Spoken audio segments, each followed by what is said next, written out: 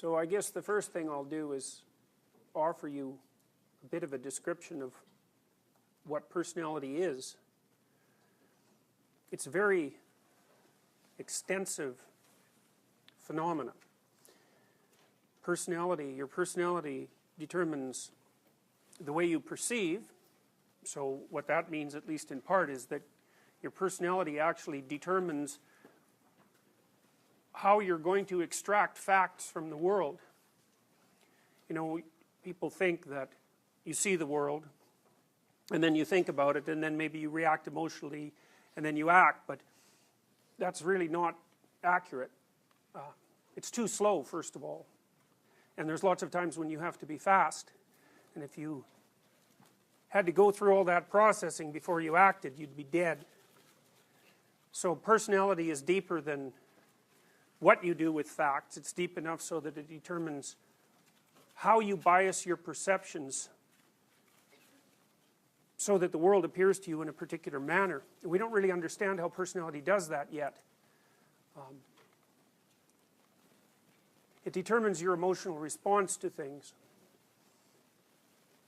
People differ in their positive emotions, their baseline level of positive emotion, and their variability, and they differ in their negative emotions as well.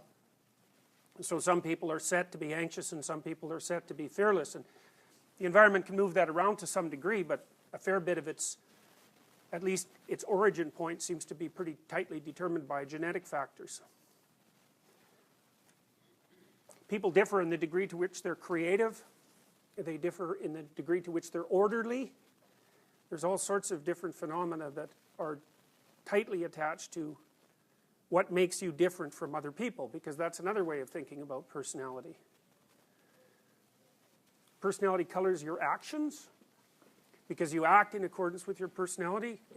It determines your values, and so that also determines how you act, because of course you act in accordance with what you value, because you're moving from where you are, which isn't as good as it could be, to somewhere better, and you have to decide for yourself, or maybe that's decided for you by your temperament, just where better is.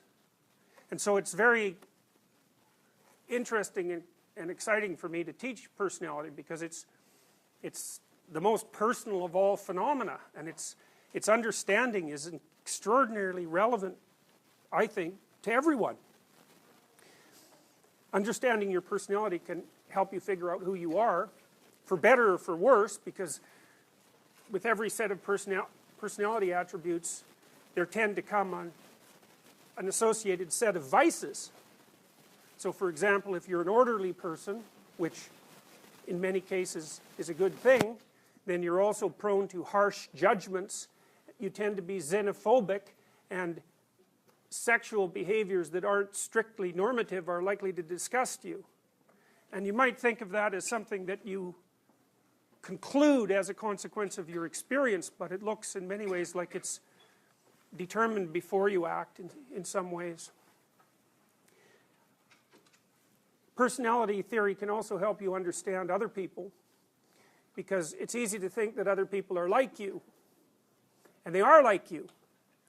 They're like you enough so that more or less you can communicate with them, but they're also very different from you. And so often when you're communicating with people, they're actually starting with a different set of a priori presumptions than you are.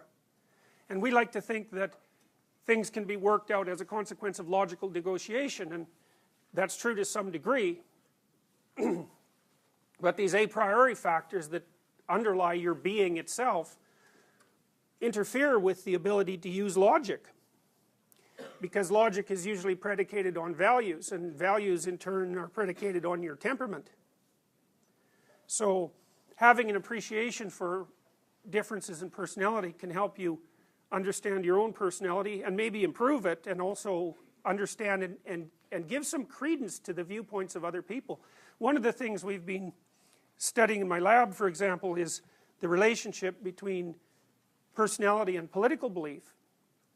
You know, and it's been thought for a long time, it's kind of an Enlightenment idea that you come to your political beliefs as a consequence, again, of rational deliberation. You take a look at the facts, you analyze them, and you extract out what you think are the appropriate, what is the appropriate information from that analysis. But we've found, for example, that people who are high in creativity, openness, which is the technical term really for the trait that's associated with creativity, people who are high in openness and low in conscientiousness.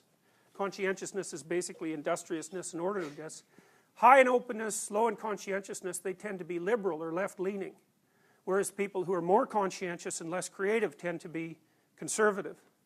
And that seems to be true more or less cross-culturally, at least in those cultures where the left-right spectrum is similar in nature to the left-right spectrum in North American culture. So, and we also found, although this, we're still kind of wrestling with this finding, that the effects of your personality on your political preference and your voting behavior actually increase as you get older. They don't decrease.